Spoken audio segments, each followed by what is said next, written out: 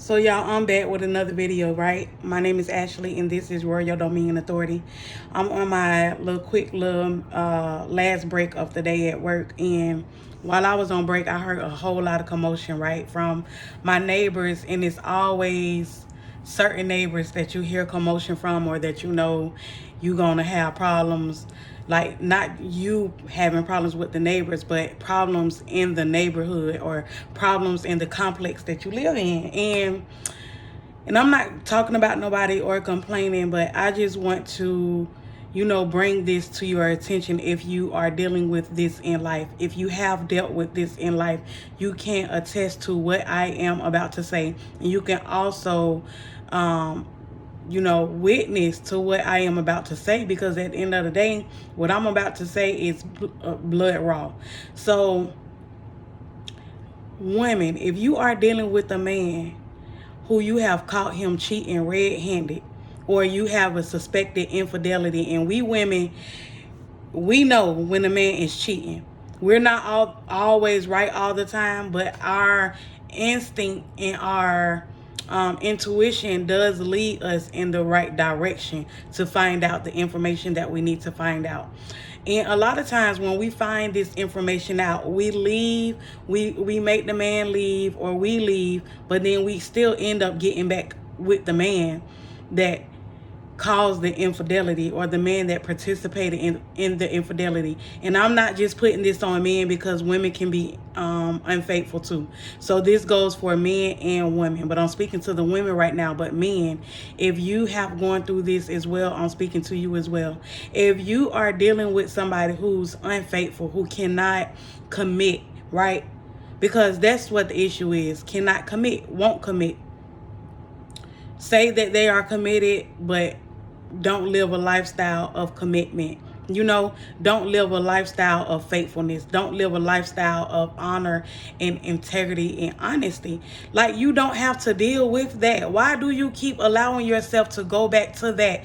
What in you is broken that you feel like that this person can fix, or that you feel like that this person can fix the void or fill the void in your life?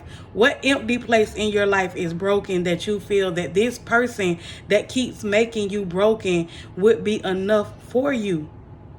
Come on, come on, come on, come on, come on. We got to do better. If we want better, we got to do better.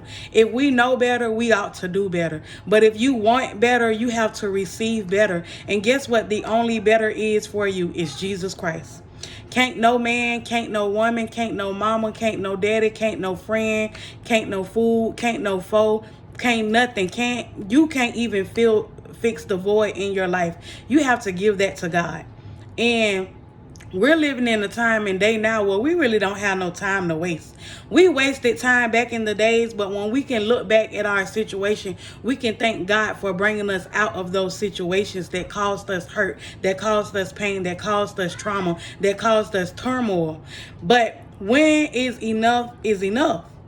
Like, I be wanting to speak on stuff like this on this Christian YouTube channel, but sometimes we just rub Christians the wrong way because they feel like we should be robots, right?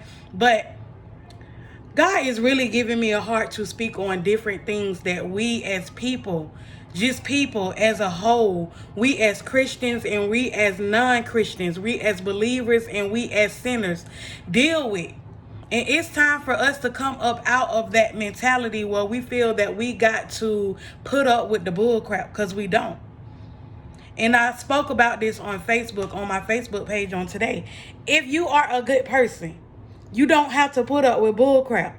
See, when I was looking for love or waiting on love and in relationships thinking that the love would come to me when all the red flags was there, I was waiting for the person to change their ways. I was waiting for the person to change their heart. I was waiting for the person to change how they felt about me, and it never changed. And I put up with bull crap on top of bull crap on top of bull crap on top of bull crap, which put holes in my heart. Come on. Which pierced my heart and gave me a hurt heart. But God has healed me from that. But I said all this to say that you don't have to put up with bull, okay? Just because you are a good person with a good heart, don't mean you got to put up with the bull crap. Come on, God has better for you. But will you wait on God? Will you stop choosing and allow God to choose for you?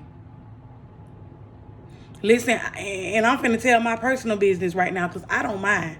Like, I want people to see that God is real and that God works and God's grace and mercy is real, right? So I've been single and abstinent. I used to say celibate, but I've been single and abstinent. And celibate, it's the difference between being celibate. Celibate means you've never had sex. Celibate means you're a virgin, basically. Don't be running in and out my house. You just came out the bathroom. Oh, children. If you don't have no kids, wait on the Lord, okay? I don't have no kids, but I got kids. I don't have no kids, but I have kids. Anyways, so I've been abstinent, right, for 7 years. And I have been single for 7 years. And in those 7 years, God have shown me what my worth is. And my worth is priceless. Right? I'm not saying I am not of value, but my value cannot be matched with the dollar amount. It cannot be matched with the number. When God says eternity, that is my worth. Come on. It don't end.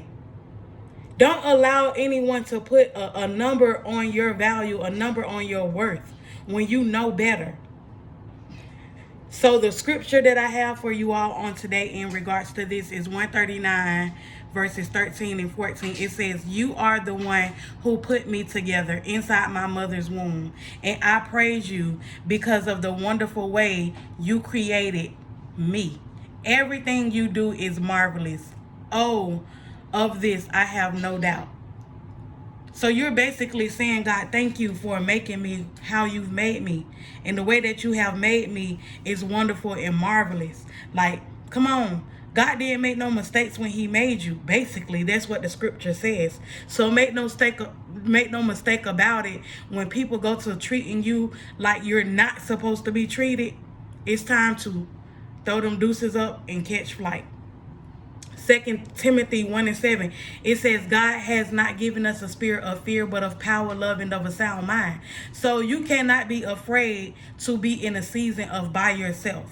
You cannot be afraid to be in a season where you're not receiving love from that person. You got to be able to be bold enough and courageous enough to step out of that broken relationship, that broken home, whatever the issue is, and to say, I deserve better. And because I deserve better, and because I hold the power of God, through the grace of God, through the mercies of God in Jesus Christ, God has given me a sound mind. And with my sound mind, I'm going to think rationally, and I'm going to get myself out of this situation because I deserve better. I know the God in my life, and I know the God who God created me to be.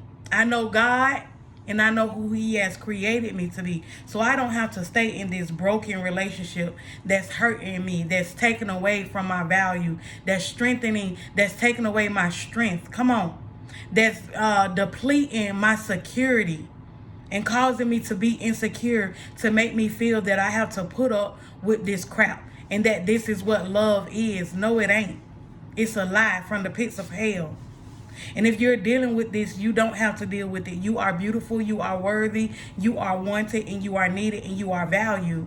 If you don't feel like that, come on, the enemy can trick you and beat you up, make you feel like you're not worthy, and then build you back up again to make you feel like you are, but it's a cycle.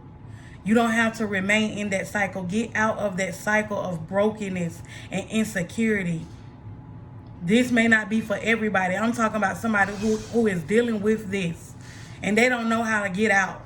They think that there is nothing better on the other side, that if they stay in that, that's the best that they gonna receive. Come on, no, God has more for you in store, but you have to make up your mind. You have to operate in your conscious mind, come on, to know that you are value and that you share value with God.